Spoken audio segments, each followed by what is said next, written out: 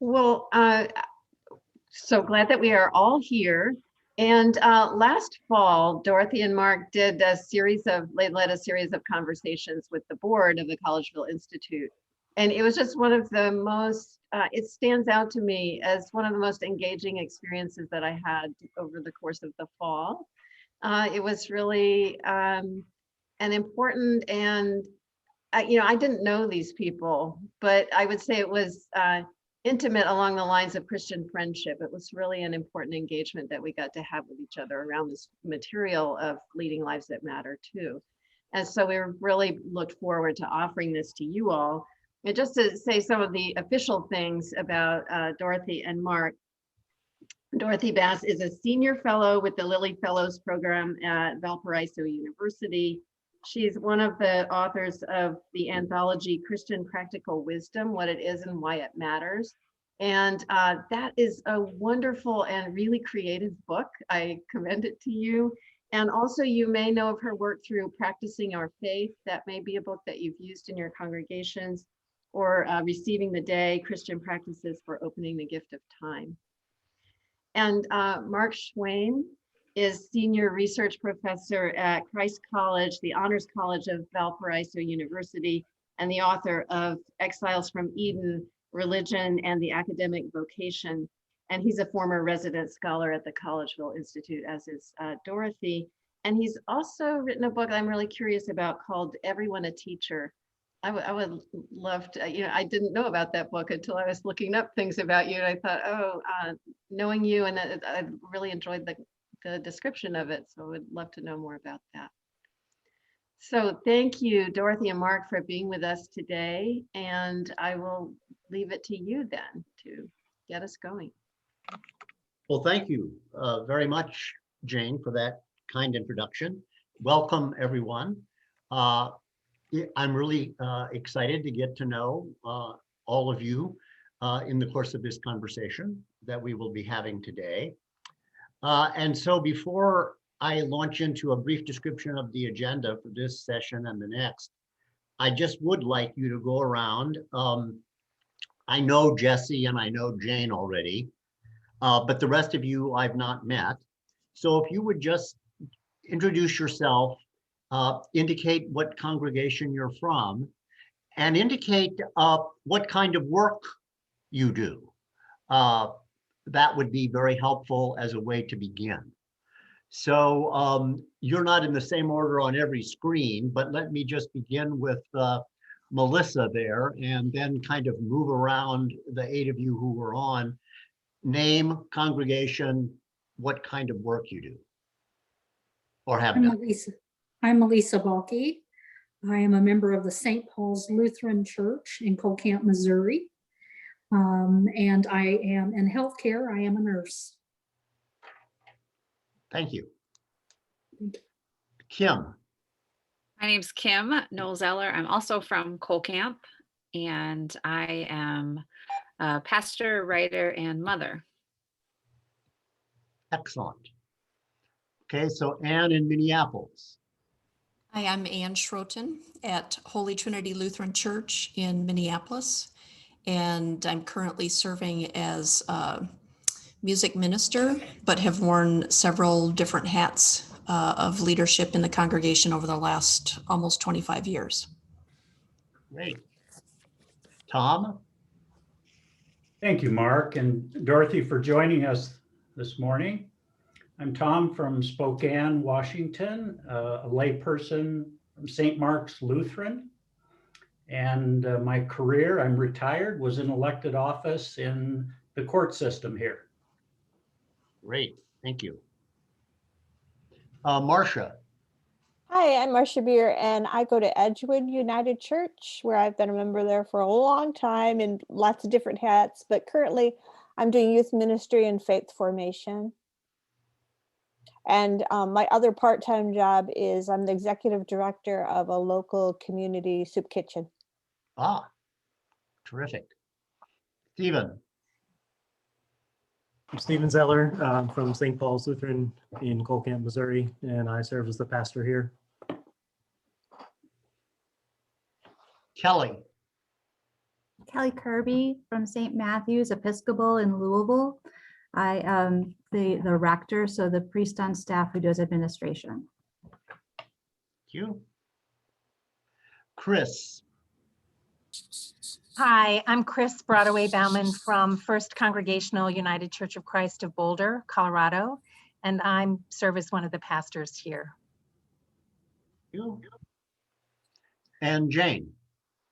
I'm Jane Schmitz. I'm a parishioner at Pax Christi Catholic Community in Eden Prairie, Minnesota. And I just finished up 40 years of ministry. And so I'm discerning right now in my next chapter of life. Great. Well, first of all, a word of thanks to all of you for being here and for all of the work that you are doing as part of this project. We're delighted that you're making use of Leading Lives That Matter as one resource in helping you carry forward your work in what we recognize are very different contexts. And so we're mindful today, and we will be mindful as well next Tuesday, that you work in very different situations with very, very different people who have very different concerns and agendas. So let me just say a bit about the agenda that we envision for today and then for a week from today. So today, what we're going to do is to use one of the texts in Leading Lives That Matter, a poem by Marge Percy, To Be of Use. And if you had a chance to look at when Jesse sent the mailing, you had a click on to look at some of the modules. And some of you may have looked at these modules or even used them. Modules are really three-part, in a sense, study guides for 6 so far of the texts in Leading Lives That Matter. So when you click on a text, like the one we're using today, you first get the name of the text and where it's located originally, and then you get a profile of the author, and then you get some discussion questions after some commentary on the particular work. So it's something that we decided to use today so that you can, if you decide, boy, that would be that particular poem that we'll discuss together, something we could use, whether we're leading a discussion or in some other way in the congregation, you'll already be able to go to the module and won't have to scribble down a bunch of notes today, because I'll be drawing on the module itself as I lead us in this conversation. So what we'll do is today is that I will lead us through a conversation of that poem. And then we'll reflect a little bit on how that conversation went as to what we would and wouldn't do and how we would modify what we do together within our particular context.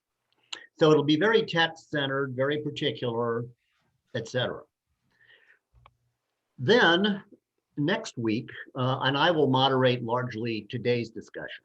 Next week, Dorothy will moderate very largely an effort to open up the entire book, because we'll then be inviting you to look at the table of contents, the basic questions that are raised in that table of contents, and the basic articles under each heading. And mindful that you're all in very different contexts. Some congregations are going to be very keenly interested in ecology, for example. That'll be a front burner issue for some. Some congregations will have an awful lot of young adults. Some will have fewer. And that might mean that you'll attend to one question rather than another in the book. And so Dorothy will help to open up the entire book and its resources and suggest, as you describe more, where the conversation at your congregation is at this point on the broad subject of vocation, help to point to particular resources within the book that will pertain particularly to your particular locations.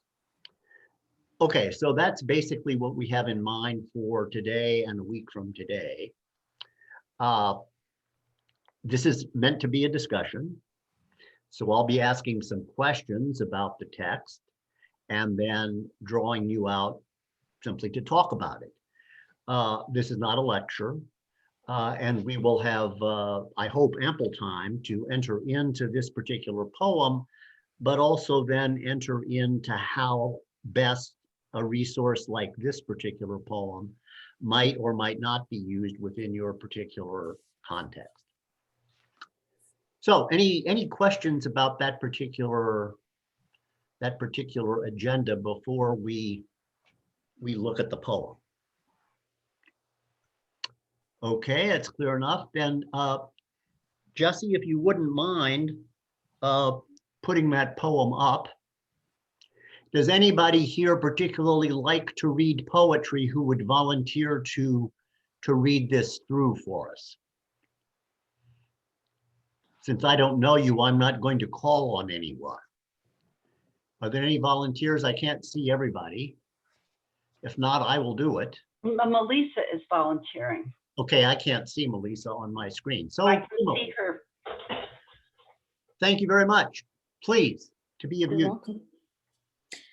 To be of use, the people I love the best jump into work head first, without dallying in the shallows, and swim off and with sure strokes almost out of sight. They seem to become natives of the element, the black sleek heads of seals bouncing like half-submerged balls. I love people who harness themselves an ox to a heavy cart, who pull like water buffalo with massive patience, who strain in the mud and the muck to move things forward, who do what has to be done again and again.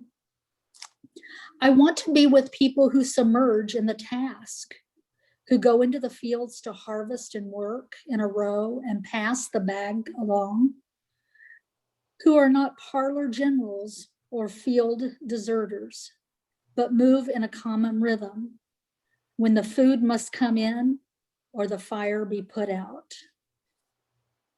The work of the world is common as mud. Botched, it smears the hands, crumbles to dust. But the things worth doing well has a shape that satisfies, clean and evident. I'm trying to move it up, Jesse. Can you move it up? Thank you. I want to be with people who submerge in the task, who go into the fields to harvest and work in a row and pass the bags along, who are not parlor generals and field deserters, but must move in a common rhythm when the food must come in or the fire be put out.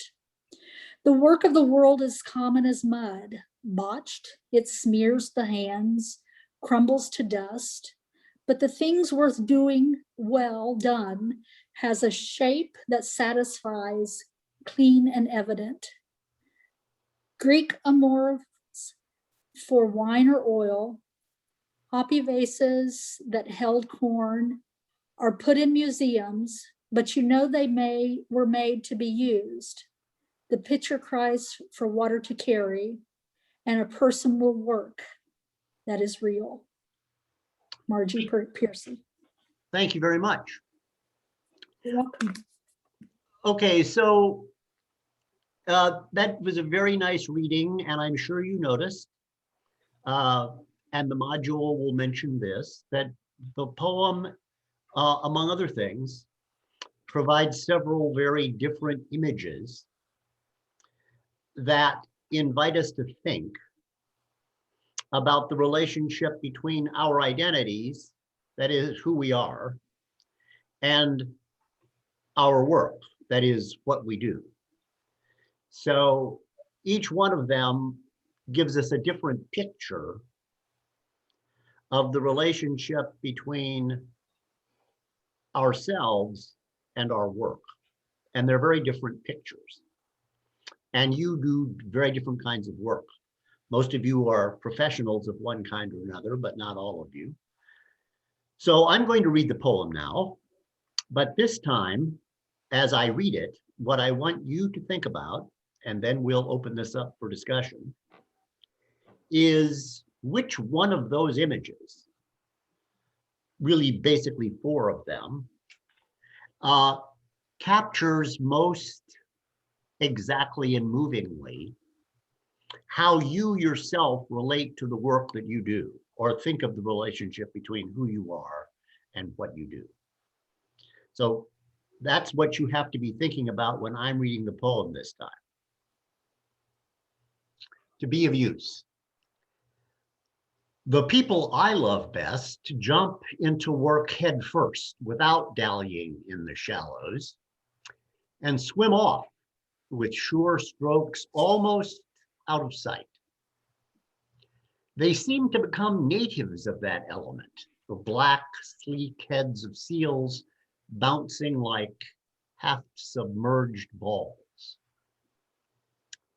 I love people who harness themselves, an ox to a heavy cart, who pull like water buffalo with massive patience, who strain in the mud and muck to move things forward, who do what has to be done again and again.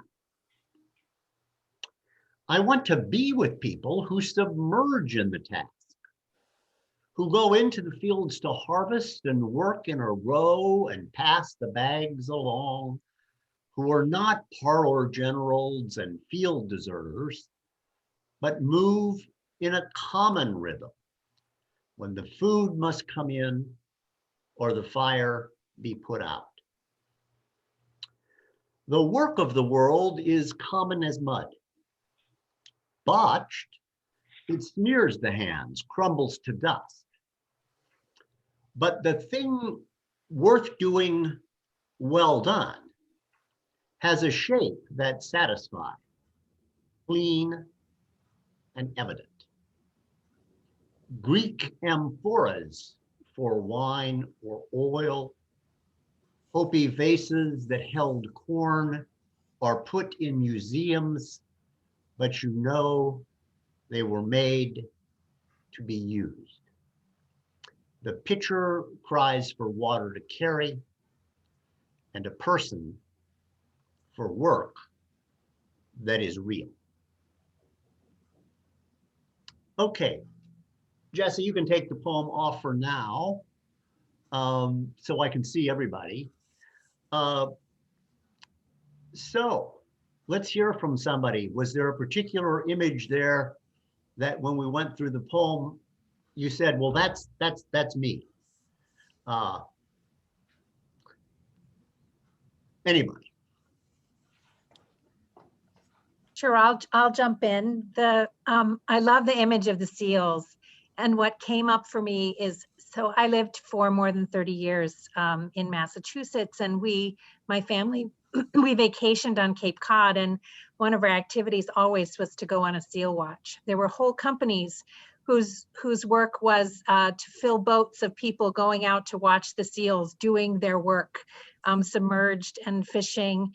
And we could see the whole food chain there, because not only did we see the seals and the fish, but sometimes we also saw sharks who would draw near because the seals were there as well. But it was just amazing to watch them fishing, just whole huge groups of seal bobbing up in and out of the water. It's just, and it's a beautiful image. I love they're diving deep and they're coming up for air and to greet people in the boats as well. Yeah. Wow. So you really had a very vivid picture of that image in your mind, given your experience. Seen it many times, yes. Yeah. Great. Others? Well, I found myself in line with the water buffalo, kind of slogging away. I have the patience. I have too much patience. I have infinite belief and patience in people and waiting for things to happen. And working behind the scenes with the hands on, and I'm not afraid to get dirty and in my executive director position at the soup kitchen, you will find me down headfirst in a large garbage can trying to clean out the bottom of it or whatever needs to be done. And I'm kind of drawn to the working in the field too, because I love to work on people, and I will slog in that mud and do what I can to get the work done with strength and perseverance. But I love doing it in the context of others working with me. So Terrific. And it's good that you noticed that Marcia noticed that the two images that she lifted up, I mean, first of all was the water buffalo. But then the second one was a group endeavor. And so she was both drawn to the water buffalo one because of the exertion and the patience, the virtue that it lifts up there. But then she slid over and to say, but yes, but this other one captures a dimension of work that it's a collective enterprise, not an individual one. So that's a very good thing to notice. And it was nice that you picked up on, really, you fall in between those two images. Mm-hmm. Others? Yeah, that same image struck me for motherhood. And right now I can speak to small children, that it's physical, but also the infinite amount of patience, and very young children, there's a lot of muck and mud. The dirtiness of the situation, but the muck and the mud and the patience, very nice. You notice that particular image of the water buffalo and the ox has the individual separate from the work. I mean, there's the cart and then there's the person, and the person's pulling that burden, and the person's pulling that burden again and again. So I'm wondering, the two of you who've already lifted that up, or anybody else, whether you have a sense that your work is repetitive, though you do the same thing over and over, or more like in the first stanza where the swimmer goes straight out and just doesn't seem to stop swimming. So it's more linear, as though there's something new every day. And the other one, the second one, has the repetitive quality. Any of you identify with one or the other of those aspects of those two images? Well, I think in my case, doing youth ministry, there are certain things that you do with youth as you get new groups in and over, so in a way that is kind of repetitive. It's always different because you're dealing with different people, but there are things that I have done that I have repeated and done over and over in different contexts. So I guess what I'm saying is, yes, there's a certain amount of doing the same work, but moving others along with you. So a little bit of both again. Yeah. Kim, as a mother, do you feel like it's the same thing over and over, or a kind of linear process of development and growth and something new every day? Probably both. Okay. Anybody else want to weigh in, identifying with one or another of these images? And so far, no one's lifted up the third one about being kind of empty feeling until you're filled and given shape by the work that you do. I'm happy to go. I think normally I would say the ox pulling the cart, because I tend to feel drawn to tasks that are heavy and take a long time. But today I was called on to pray for a member who has a very serious brain bleed. And so I was really drawn toward the image of the Hopi vase and the idea of usefulness, is because there is a sense that today I was called to be useful in a way that I have been identified to be useful in the community. Very nice. Thank you. Do you think that the last stanza, since that's what the poem's title lifts up, to be of use, and then those striking images of the amphora and the Hopi vase, Do you think that last enda is meant to suggest that no matter which of the first images you pick, all of them have in common a longing to be of use, so that it's not a fourth image as much as it is a feature of everything else? What do you think? Yeah, I was really struck by the last line of the poem about the work that is real. And also just, I just came from staff meeting before this meeting, and the question that we're always asking ourselves is that we're doing some of the same work, but it's been so different in this season. We're constantly on a learning curve, learning how to do new things, and also reflecting, you know, as we begin to imagine emerging from the pandemic and coming back together physically. What is it that we have learned during this season that we want to hold on to? How is our work changed? Our ministry changed in this time? And there are a pretty wide variety of answers to that question. A lot of things that we actually do want to retain. It's been a remarkable season of learning, as well as a season of grief. Mm-hmm. Yes, thank you. COVID really does give a particular context that adds a different coloration to the whole notion of work, doesn't it? For all of us. Yes. Yeah. So it's very, very nice to bring up that context and wonder how that has changed our understanding of work generally, but our particular work and how we're related to it. And that could take a couple of hours by itself to sort out. Yeah. Anybody else that we haven't heard from want to weigh in here on where they find themselves in this poem? I would just say that the paragraph that resonated most for me was the one that begins, "I want to be with people who submerge in the task." And later on, it goes on to talk about movement in common rhythm. As a musician, and choral musician specifically, that works with a variety of age groups, I find that is one of my greatest satisfactions, to know that there's this amazing and almost miraculous thing that happens in a choral setting, with people taking breaths at the same time, singing with others in their section the same notes, the same rhythm at the same time, and being part of something that's bigger than just your own voice is greatly satisfying. And to be a director of an ensemble like that, I tell my singers this all the time. I feel like the luckiest person in the room, but I know that they all feel extremely lucky as well.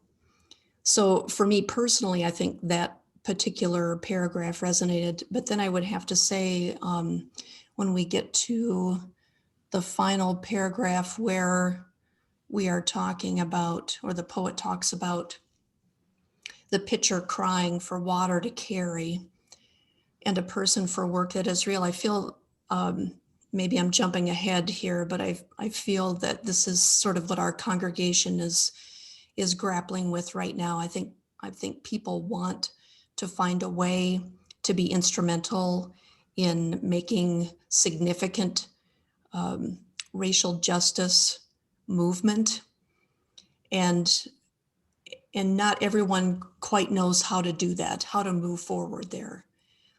So in many ways, the grief about the position that this country is in with regard to racial justice causes all of us a great amount of grief, because honestly, most of us don't know how to help make that significant change. We're all crying out for that change to happen. That's very lovely. I mean, thank you for that. For many reasons. I mean, you, like Marcia, picked up on the aspect of the image of the people in the fields and so forth, and moving to a common rhythm. I mean, to the collaborative character of work. but that then led you naturally to move from collaboration into congregation, a group of people who collectively long for something. And in this case, a sense of mission directed by the immediate needs of the Minneapolis community in view of everything that's happened as recently as day before yesterday, of course, being another horrible situation. So what you've suggested there is an interesting way in which to use this poem for the congregation to recognize its own longing to be filled, its own longing to find a definable mission so that it can be of use at a time when people are desperately in need of that kind of service. So that's a lovely transition between those two stanzas, the movement from the collective character of work to the congregation, to the longing for a mission and a purpose and a use, if you will. Mhm. So thank you for that. Mhm. Yes. Jane? I also love the way you're suggesting they're longing, but there's also the idea that the pitcher is made to carry the water. So like it is native to us even while we look for how to do it. And the poem really raises that up. I think. Very nice. Yes. Yeah. Yes. And I also noticed that both the vase and the amphora are made of mud, which has found its purposeful shape. But there's always an acknowledgement, of course, we're made of mud, but there's also an acknowledgement at the beginning of that verse that sometimes, mud gets botched, it smears the hands, it crumbles to dust. It's not a permanent thing. It's very earthy and it needs formation. Good. So now earlier, Chris indicated that she was drawn to the last line of the poem, longing for work that is real.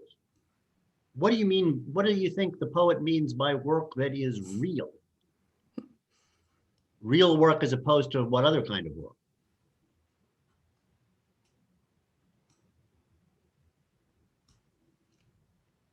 I feel like work that makes a difference in people's lives, that gets right to the core. I actually thank you, Dorothy, for pointing out that the things are made of mud. Those vessels are made of mud. I mean, that they are transformed, they're baked, they're hardened, and they become vessels that hold other things. So I hadn't made that connect.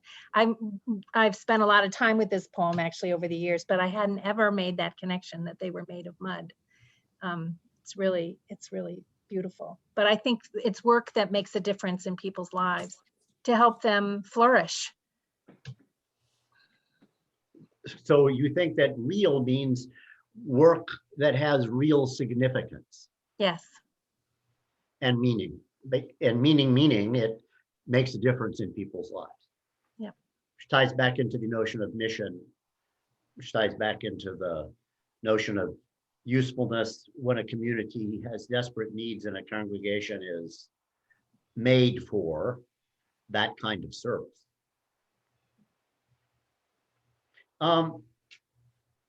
So the poet gives us these wonderful images of the relationship between ourselves and our work. The poet clearly has preferences. That is to say, she personally just finds it more appealing to be with people of the first sort, but she loves the people of the second sort, et cetera, et cetera. So it's not as though she denigrates any of these things, but just has her preferences. But it does raise the question in this last stanza, if you want to look again at that. The work of the world is common as mud.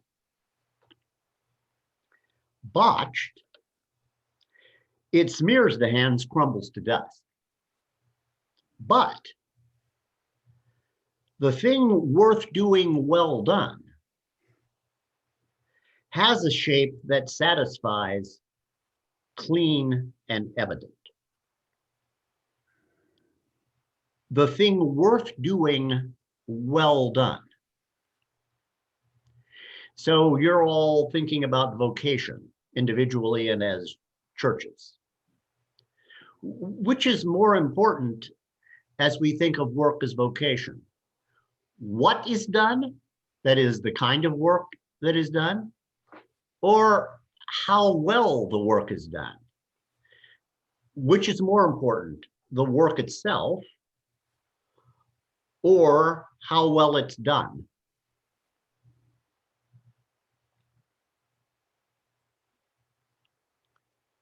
The thing worth doing, well done.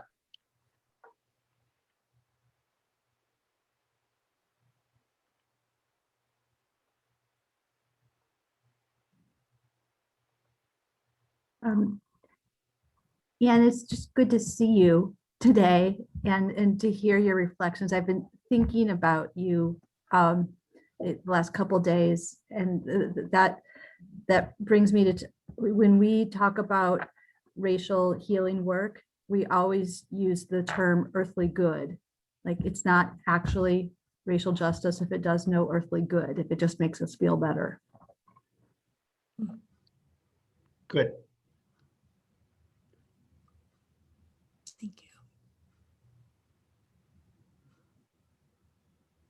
So let me ask you this question a little bit differently. Do you think that there are, this is getting back a little bit to Chris's answer to the question, what's work that is real? And she suggested work that is real is work that's significant, that makes a positive difference in people's lives. So do you think there's a kind of hierarchy of callings, that some work, just by nature of the work that it is, the work of a pastor, as distinct the work of a ditch digger, are intrinsically better than others because of what's done? Or again, to return to my question, is it more important how the work is done, whether it's done badly or well, and in what spirit it's done? So is it the spirit by which people do things, the quality of what they do, or the substance of what they do that matters more? For me, what comes up is the, there's the old saying about manage the difference between management and leadership, that leaders focus on the right things and managers focus on doing things right, and how important both of those things are.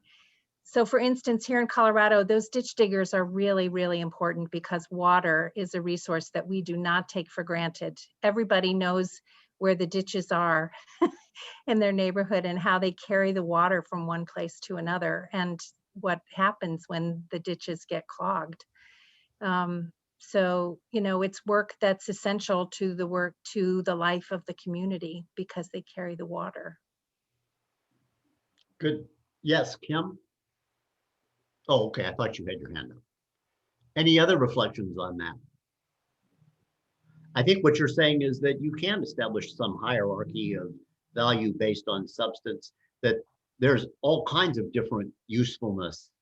And the ditch digger in some ways is just as useful as the pastor. Yeah, I mean, how does it contribute? If everyone is working together to contribute to the life of the community in every way, then every form of that work is valuable. And if it actually hinders the life of the community or thwarts it or destroys it in some way, then that's not real work. If it builds up, it's real work. If it doesn't, it's something that we have to really reflect on and find a way to turn it around. Go ahead, Stephen. Is a ditch digger, is that vocation useful if they're not good at it? Like if they leave the ditch to get clogged up, is their work is not well done, and it's not to say that their vocation is not useful, but if it's not well done, it's not that useful. Anybody want to respond to that? Certainly the poet would agree with Stephen. The poet thinks it's work worth doing well done. That goes together. And the poet would agree, it's not well done, it's probably not useful.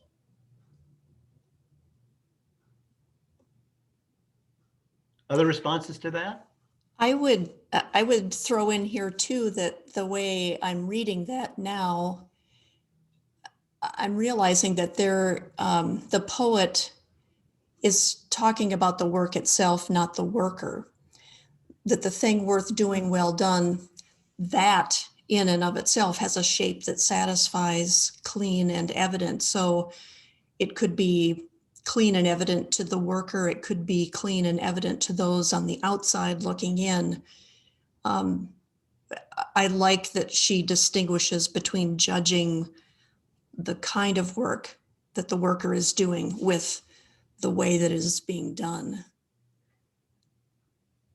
And also I would go back to the first sentence in that last paragraph. The work of the world is common as mud. I hear that now as maybe more elemental, thinking about the work of the world includes the work of the created order. So the work of creation, and that all of those things that pass in front of us day by day, minute by minute, the changing of the seasons, the way creation blooms and prospers and dies back in the winter, all of those things, in my mind, point to the work of this creation, of which we're a part. Very nice. And since you've introduced the great creation and the great creation narratives, what were human beings made out of? Mud. Mm-hmm. Exactly. And given immediately a task, which was to care for creation, tilling and keeping the garden. Right. So that's very nice. And so that mud image is profound here on many levels. Marge is a Jewish writer, and she knows those great creation stories probably by heart. Very nice. Jane, did you have your hand up there? It looked like you were going to say something. Yeah, I was just going to say that across all the things I do, there are large things and small things, but they're more satisfying when done well. Like I teach a class and I also make the bed in the morning. And, you know, just paying attention to the making of the bed well, like that's very pleasing, and that feels important to me when I start my day. It's a really important part of starting the day well for me. And so I would call making the bed a thing worth doing well done. It's not a big thing, but it honors something about the creation. It gives thanks. And then, you know, teaching too, but I realize I have all kinds of different work in my life. And some of them are like the seals, kind of playful, and I'm just fully in it. And other things are more like the oxen. And a lot of this resonates with me across all the different kinds of work I do. Okay, so I'm going to just cut this part of the discussion off for a moment, because I said what I wanted to do after we ourselves talked about this is to reflect a little bit on our own conversation and to ask ourselves in what ways this kind of conversation and these kinds of questions can prove useful for your own contexts. And you've already suggested some very interesting applications of this that nobody, certainly I didn't anticipate. I'm talking about Anne's point about connecting and moving from work as a collective and collaborative venture to congregational work to use in the midst of a very needy situation. So that's the kind of thing I have in mind. When you look at the module, if you look at it, if you decide to use this poem yourself, you'll notice that I did not follow the discussion questions as they're outlined there. And that is in part because I was trying to pitch the questions to this particular group on the basis of how you identified the kind of work that you did.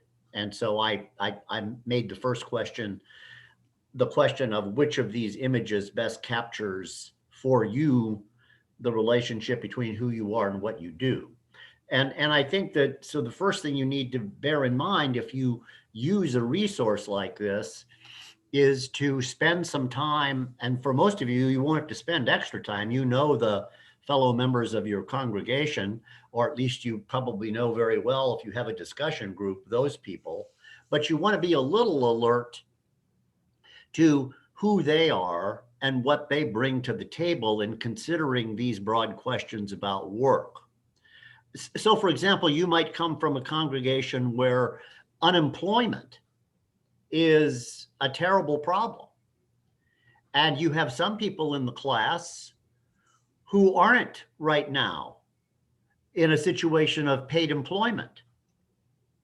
And so therefore, you're going to have to be very careful to notice that the poem doesn't list particular modes of employment. It doesn't mention teachers or doctors or pastors or whatnot. It talks about different ways in which human beings may be of use. So it's going to be important for you to stress how people who don't have paid employment and who long for it are still useful in certain kinds of things that they do for others and what those things might be. You see what I'm saying? I mean, if it's a congregation that has no unemployment problem, or you don't have the issues of a lot of people coming to grips with retirement, and what does it mean now to be a retired person? Does that mean I'm no longer useful? Those are things that you need to lift up in the poem as showing that the relationship between what a person does and who they are isn't tied narrowly to paid employment. You understand what I'm saying?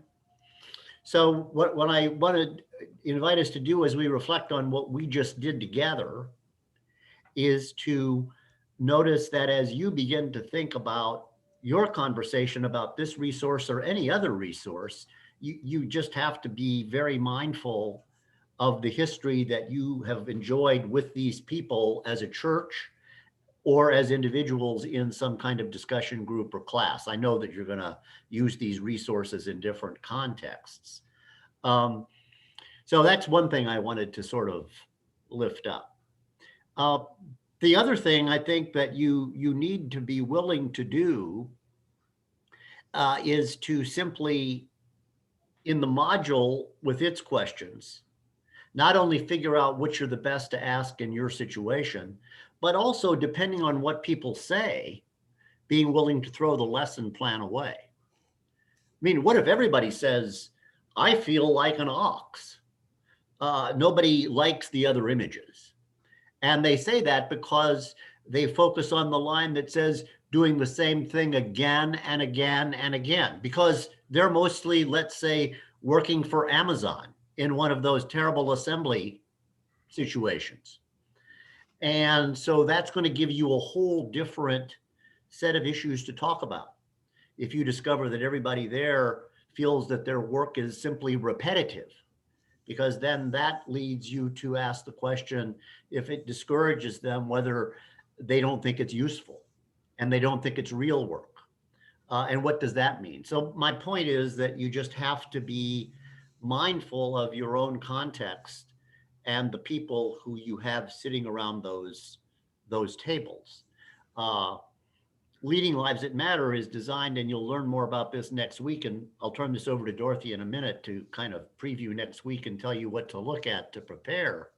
But we hope that the resource is rich enough in terms of the variety of questions that it asks, and in terms of the variety of texts, poems, short stories, essays, long things, Ivan Illich, short things, The Road Not Taken. And so that's another thing you have to figure out, just how much time people are going to want to devote to thinking about something ahead of time, or whether you're always going to need to do what I just did. There was no advance assignment. We just simply put something up on the screen and read it together and talked about it. So that's another challenge for using the resources in Leading Lives That Matter. So anyway, thank you for these stimulating contributions. I learned a lot from you, got some new ideas that I probably will unashamedly use subsequently when people discuss this text with me again. And I'll just turn it over to Dorothy now to help to point us forward to next week. How many of you have a copy of the book in easy access to you? Not everyone. Okay, well, if you do, kind of thumb through it. If you don't, Jesse, can you take us to the page, first the module page, and then we'll go over to the Leading Lives That Matter page. On your Communities of Calling website, you'll find good summaries and some things that will be helpful. Go on up. There we go. There's a copy. This is the top of the page, which includes the modules. And in each case, for example, the poem, if we're not going to do it right now, but if you click Marge Piercy, you'd get a copy of the poem. And you'd get something about the author. And you would get some commentary from us. And then some questions that might be jumping off points for you to work with. So it might be worthwhile for you while this is fresh to look that over for this particular poem that we have already encountered to see how that this module, as we call it, little curriculum piece, see how it's helpful or how it would not be helpful, because that might also suggest how the other ones that are here would be helpful. Some of these, it's often easiest to work with a very short text, especially when you're just meeting a group for the first time. The texts here by Will Campbell, Denise Levertov, Marge Piercy are quite short, but there are others, Alice Walker, Vincent Harding, Malcolm Gladwell, that are somewhat longer, where you have to determine if you could get your group, if your group would want to take on a reading assignment in advance. So just think about things like that and kind of thumb through and see what you make of it. Jesse, would you, if you click on that red Leading Lives That Matter there, up above there. This is another page on the Collegeville Institute website, which you might also want to explore, because if notice the 6 guiding questions that shape the chapters. But we're going to walk through those and see where your interests are. These are big questions about vocation and about what makes a life meaningful and significant. We don't give answers to that. Rather, we provide in the book a number of readings on each of these questions, some of which don't agree with one another.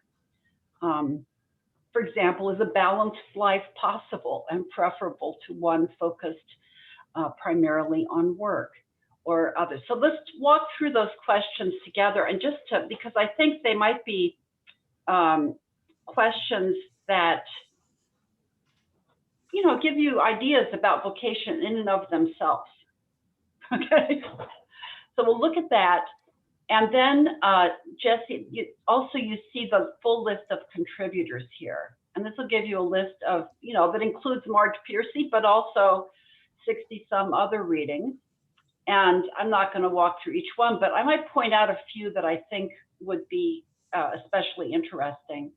And I'll dip into 1 or 2 little poems that we might discuss very briefly, just to it's much more fun to discuss a poem than to have people tell you about them. So I'll find that. I'm thinking actually of, if you care to look ahead, but we'll have other people, so you needn't. There are 2 poems by Denise Levertov in here that are quite lovely, which I'll give you a glimpse of. But I hope that, and then if you have questions or ideas about what might be helpful in your context, we can also discuss that. That makes sense? Jane, Jesse, want to add anything or press me in any particular way? I'll just say, Dorothy, if there's anything from the physical copy of the book that folks will need for next week, you could just let me know and I can scan it and send a PDF Okay. to those that don't have a hard copy. That's good. We'd- Okay, thank We'd you. also be happy to send copies of the books, order them for anyone who's attended either this session or the next one. I don't know if you could get it in time, but if you want a copy, just let Jesse know, because we would really like to get this book in people's hands. Yeah, I think we may have only sent one copy to each congregation initially, so Yeah. yeah. So you may need to have one for yourself. If you're, I'm assuming that people who come to these sessions are the people who might be very likely to use it. So I'd really like you to have it. It's Are we not okay something that most people would. Are we okay with first edition? Neither of the, you're okay, but there are reasons that we have a second. Right. We There added, really are, yeah. we added a chapter on community.